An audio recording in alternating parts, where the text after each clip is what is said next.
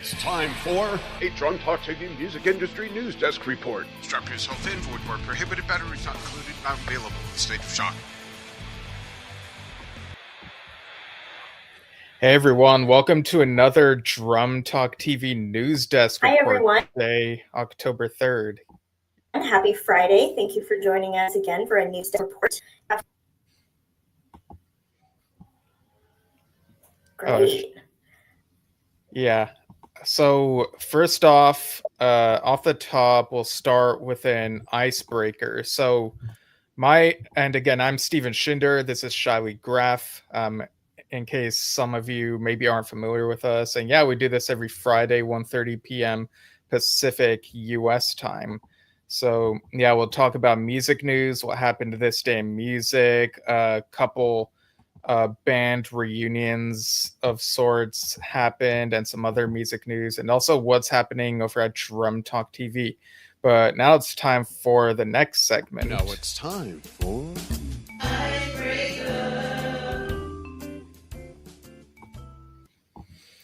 All right, so Shiley, my icebreaker question is, when it comes to album covers, do you prefer when it shows a picture of the artist or the band, or do you prefer when they make some sort of artwork instead of showing the band on the cover?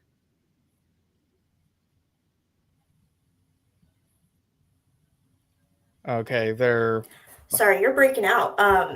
Technology issues again. Are you asking about covers and album art? Yeah, like, do you prefer when album covers have some sort of art, or do you prefer when it's a picture of the artist or the band?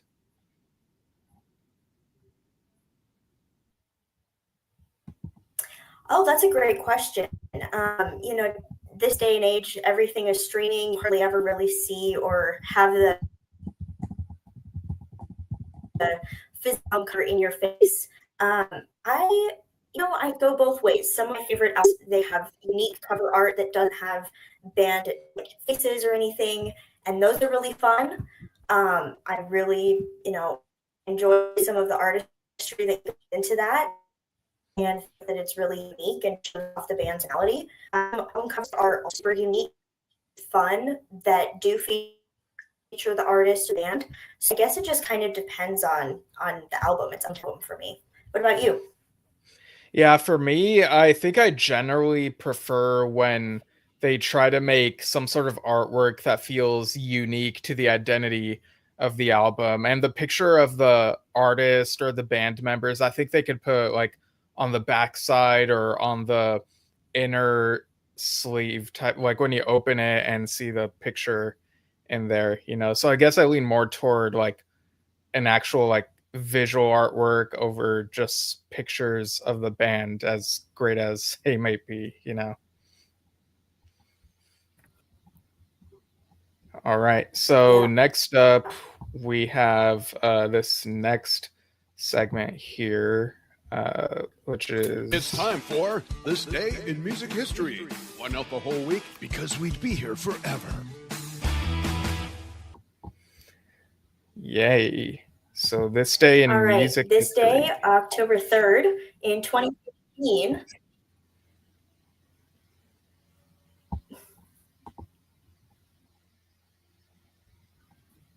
There, are we clear now? Yeah, sorry, folks, there might be a delay, but we're powering through this. But yeah, go ahead, Shiley.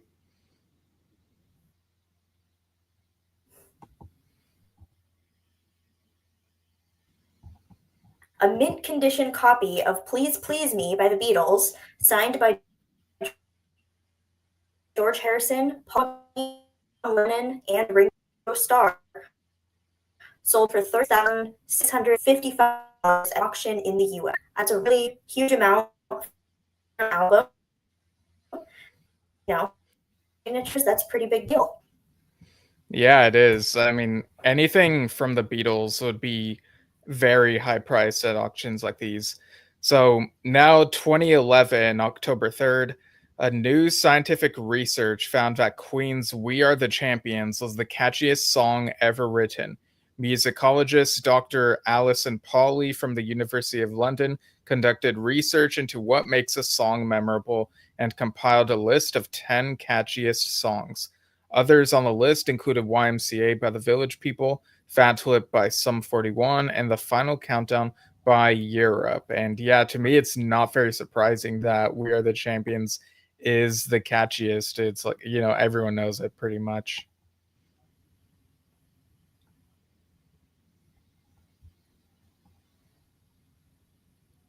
Yeah. Okay, going back to 2004, UK singer Joss Stone scored her first UK #1 album with her second release, Mind, Body and Soul, becoming the youngest female singer to top the UK albums chart. That record had been previously held by Avril Lavigne.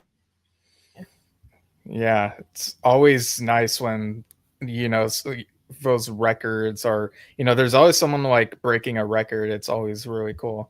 And in 1999, Tom Jones became the oldest artist to score a UK #1 album with new material when his album Reload topped the chart. It featured the collaboration with Mousse T, Sex Bomb, which reached #3 on the UK singles chart and was later used in an episode of The Simpsons. Interesting stuff there.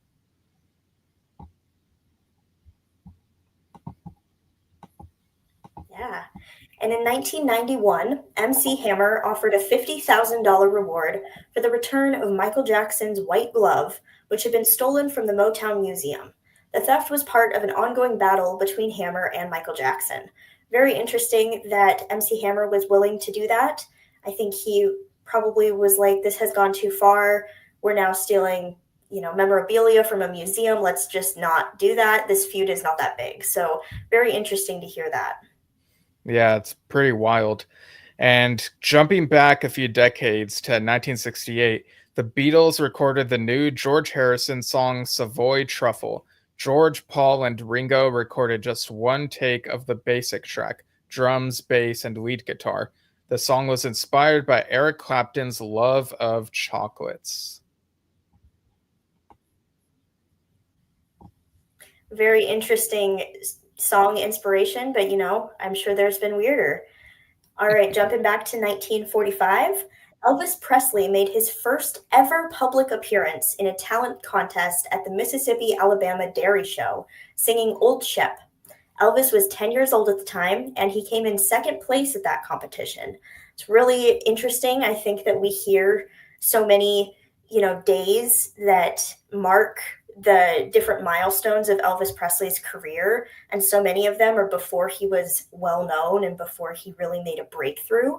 So it's really interesting to look back at his life history and be able to kind of piece together the days and the timeline leading us to us.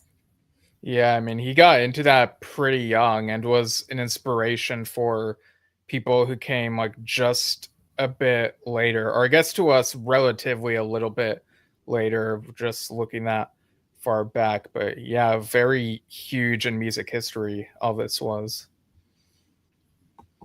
All right, so now we go to this segment here. Let's see what's in the news at John Talk TV. Yeah.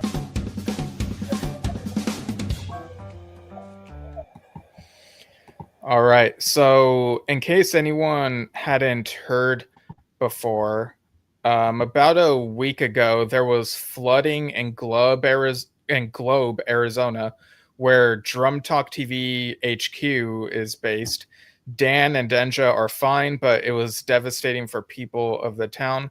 So, for each premium membership that begins in October, we'll donate a third of the cost of each new premium membership to the local Red Cross relief in Globe, Arizona.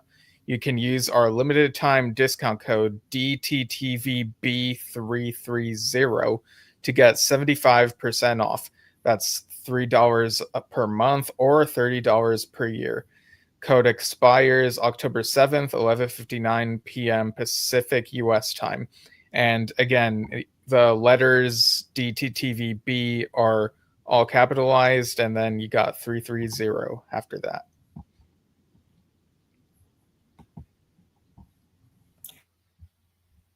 In light of all that, we rescheduled our music-themed game show to Tuesday, October 7th at 6 p.m. Pacific, 9 p.m. Eastern. This game's theme is band trios of the 60s, 70s, and 80s. Go to drumtalktvbrilliance.com, navigate to the events page, and RSVP to the event so you get the Zoom link sent directly to you the day of the show. Yeah, that'll be a lot of fun. And now that we are in the month of October, so the challenge from last month ended. So thank you to those of you who submitted to last month's Travis Barker Tribute Drumming Challenge. The winners will be announced live at Drum Talk TV on Facebook and YouTube Saturday, October 11th, 12 p.m. Pacific, 3 p.m. Eastern US times, 8 p.m. UK time. For the month of October, you can enter the Chris Adler Tribute Drumming Challenge over at drumtalktvbrilliance.com. Play along to official tracks featuring Chris Adler from releases that he was on by Lamb of God, Megadeth, Protest the Hero, and more. And here's a video all about that playing right now. Get your medal on this rockin' October as we hold the Chris Adler Tribute Drumming Challenge over at drumtalktvbrilliance.com. If you place first, second, or third in this challenge, you'll get a music store gift certificate and a Drum Talk TV shirt. Shirts only ship in the US. First place winner can also get interviewed on Drum Talk TV. Step 1. Choose a track that features Chris Adler on drums.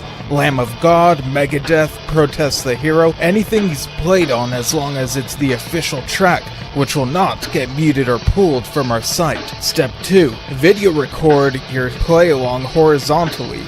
Step 3. Submit it via the submissions form on the challenge page. To access this, you'll need to be either a free member or a premium member.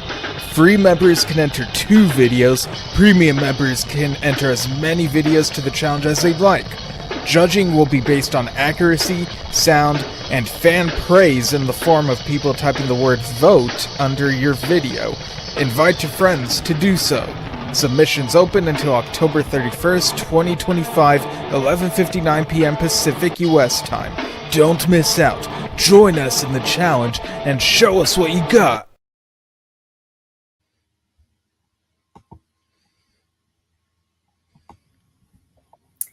Earlier this week, we had Styx drummer Todd Sucherman on for a fan Q&A, which is available to watch in full on the premium version of our membership site. Also, last night, Dan did a Drum Talk TV interview with Jonathan Scales, who is a steel panist and leader of jazz fusion group Jonathan Scales Forchestra. Yeah, that was a great interview. It talked about music and philosophy, really great stuff. And also, this past week, I went live last Saturday for a Yes Shift News Desk edition, that being a prog rock vlog / podcast I do with Dad, and I was basically catching everyone up on some of the latest news pertaining to Yes members, and prog rock. I'll probably do the next one, maybe not next week, but after Progstock next weekend. There might be some interesting stuff to talk about there. I'm going to watch a live stream of that. So, and anyone interested in watching the live stream can go to Stageit or go progstock.com for info on everything, on who's there. And then this past Monday, I did a Steven's Vinyl Adventures vlog talking about recent Styx album Circling from Above ahead of the Todd Sucherman Q&A. I'll be doing another one of these on Monday, October 6th, 2 p.m. Pacific, about the Kansas album, The Absence of Presence, since that'll be their keyboardist Tom Brislin's birthday.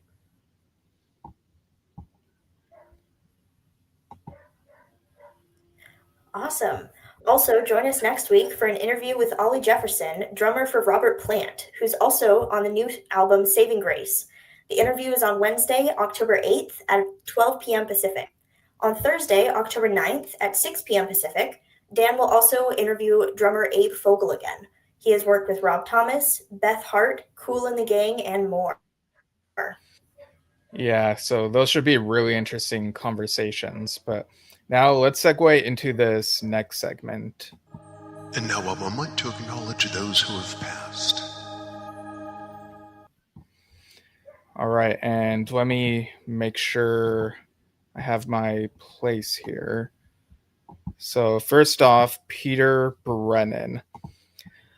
Peter Brennan, founder of Genes and Classics, passed away this week after a courageous battle with cancer, as Parade reported.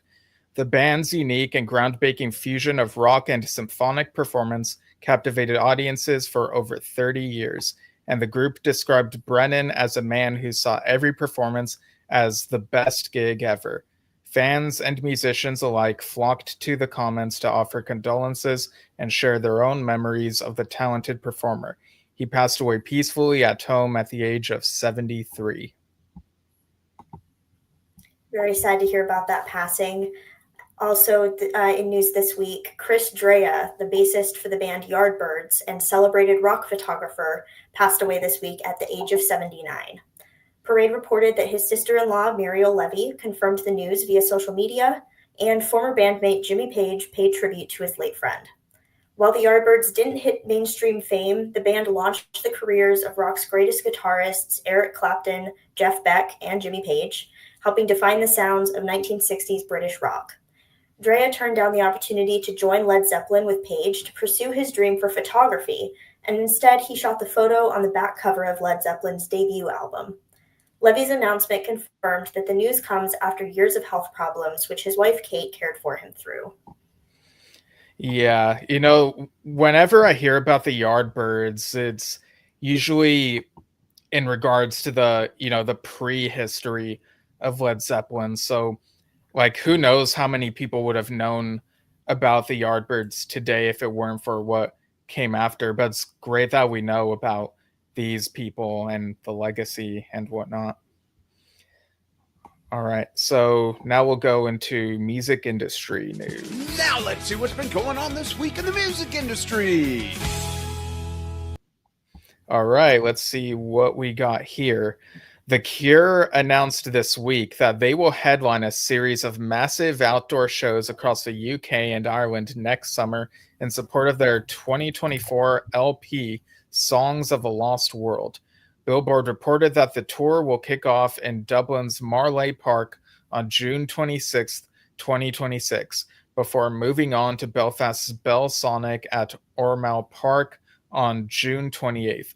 This short run will include 2 more dates in August in Manchester, England, and Edinburgh, Scotland. A variety of openers will rotate as the tour goes on, including groups like the Twilight Sad, Stella, and The Dreaming, the Slow Readers Club, and others. The Cure is also set to headline the Isle of Wight Festival next summer, as well as a handful of other European festivals. Their recent music is really good. I'm so used to their hits that you might hear on the radio, which are very poppy, but their more recent music was kind of a bit deeper than what I would have expected from The Cure just based on those singles. So great that they're touring and whatnot.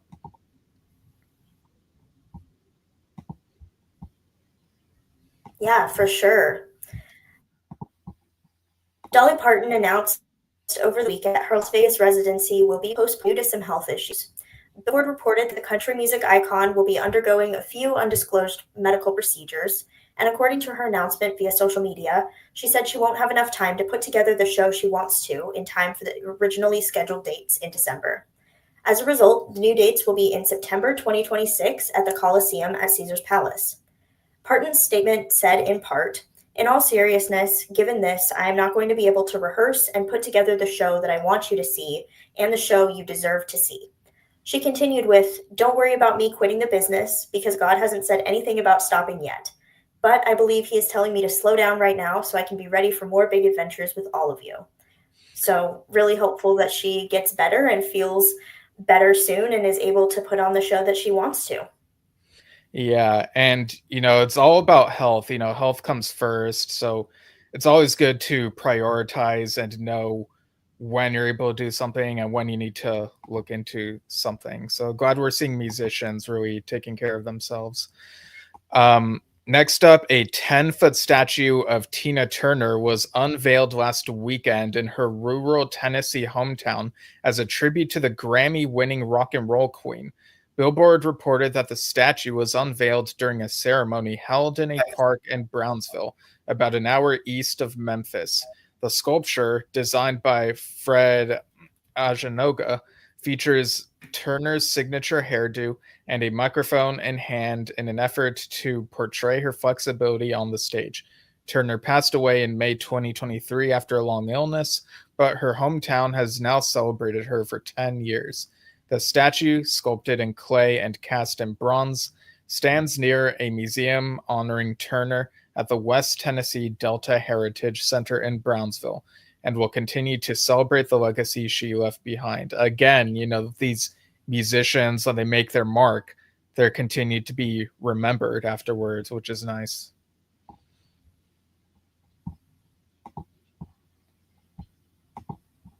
Yeah, definitely. It's very nice to hear this news.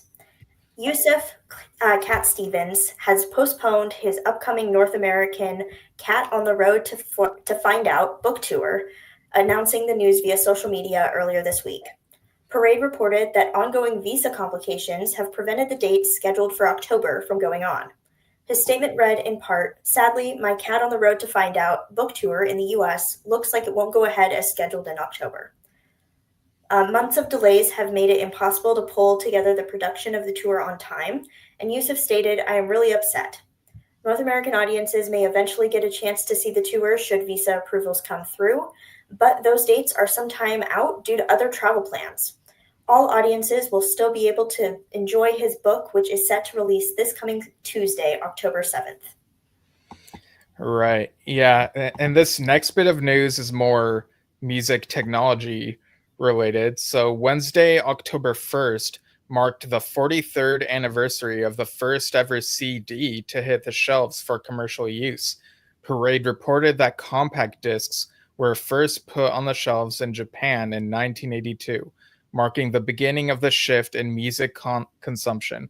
The very first CD to be released was Billy Joel's acclaimed album 52nd Street, which was already a multi-platinum hit after its original release in 1978. However, other news sources have pointed out that while 52nd Street was the first to hit shelves, it was originally tested with a pressing of Richard Strauss's Ein Alpensymphonie, and the first batch of discs to be manufactured was ABBA's The Visitors, which didn't hit stores until later. A few years afterward, in 1985, the first album to sell 1 million copies in CD format and to outsell the vinyl version was Brothers in Arms by Dire Straits. I've wondered about this from time to time, but never really looked up, like, when did CDs become the thing? I kind of figured sometime in the 80s because of that Adam Sandler movie, The Wedding Singer, which takes place in the 80s, but it's really cool to have all this info here and to finally get to the bottom of all that.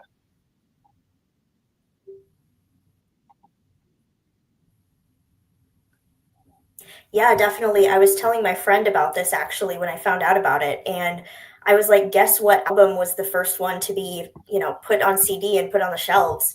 And her first guess was actually Queen, one of Queen's albums. And I thought that was a really good guess. But, ultimately it's Billy Joel. And I thought that was just really a cool fun fact.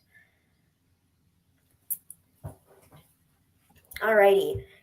Kansas, the 1970s rock band known for hits like Carry On Wayward Son and Dust in the Wind, is currently on tour, though the lineup features none of the original band members. However, that changed at a show held in Bonner Springs, Kansas, late last week, as familiar guest faces appeared on stage. Parade reported that original Kansas members Phil Ehart, Richard Williams, Kerry Livgren, and Dave Hope joined the current lineup during the encore to play Hold On and Carry On Wayward Son. Earhart and Williams are still official members of the band, but no longer regularly tour, as Ehart retired in 2024 and Williams suffered a heart attack that has slowed him down. Yeah, Kansas, I've been following their trajectory in the recent years, and I even got to see them in concert a couple years ago, I think it was. They still sound really great with the lineup that they have, but having this reunion with some of those original members is a really cool thing. And I know that when it comes to music fans, sometimes they have hangups about like, oh, does it have any original members though? But if you like look at the history of some of these bands, it's like it's not out of nowhere. There's a lineage, and certain members like get these other people, and it's like, I kind of feel like people just need to like look at the history of each of these bands a bit more. So that's my 2 cents on that, I guess. But onto another thing. So before I read this last thing, I just want to mention that I did see on my social feed that today, October 3rd, sees the release of Steve Porcaro's new solo album, The Very Day. And Steve Porcaro was one of the founding members of Toto. So I'm very curious about this album. I know Jimmy Hahn plays guitar on it, so that should be interesting. But as for this final news item of the show, British rock band Gene, which is made up of singer Martin Rossiter, guitarist Steve Mason, bassist Kevin Miles, and drummer Matt James, reunited last Sunday for their first show since 2004. Parade reported that the group performed a 2-hour set at the Brudenell Social Club in Leeds, England, for their most loyal fans. The group formed in London in 1993 and were categorized as Britpop, often compared to the Smiths. The band split in 2004 to pursue independent projects, but fans noticed earlier this year that something was on the horizon when their company Gene Touring Limited officially registered with all 4 members listed as directors. The band is also set to play a gig tomorrow, October 4th, in London to mark the 30th anniversary of their debut album, Olympian. Additionally, the band is set to go on a tour in March 2026 around the UK, and prior to their first live appearance last week, they released their first single in 2 decades titled Take Off. Yeah, so a couple of reunions of sorts in music lately, it seems, which is pretty neat. All right, so now we go to the closing reminders. Here's a reminder of what's coming up soon on Drum Talk TV. All right, don't forget to RSVP to our upcoming trivia game show on Tuesday, October 7th at 6 p.m. Pacific, 9 p.m. Eastern. Go to our website, drumtalktvbrilliance.com, go to the events page, and RSVP so the Zoom link is sent directly to your inbox the day of the show. For sure, and submit your drumming challenge entries to this month's Chris Adler Tribute Drumming Challenge by October 31st, 11:59 p.m. Pacific Daylight Time. Or Pacific US time, however you want to say it. Free members can submit 2 entries, while premium members can submit as many as they'd like. And remember, until let me bring this back up. Until October 7th, 11:59 p.m. Pacific, you can use our 75% off discount code for the premium level over at drumtalktvbrilliance.com, and the code is DTTVB330. So again, that'll be $3 a month or $30 a year. Whatever premium memberships begin this month will donate a third to the local Red Cross relief effort in Globe, Arizona. So yeah, thanks to everyone for tuning in. And Shiley, thanks again for co-hosting and for putting the news items together as well. Yeah, of course. Thank you, Stephen, so much for joining me this week. And thank you, folks, for watching at home. All right. So until next time, everyone, will see you all soon.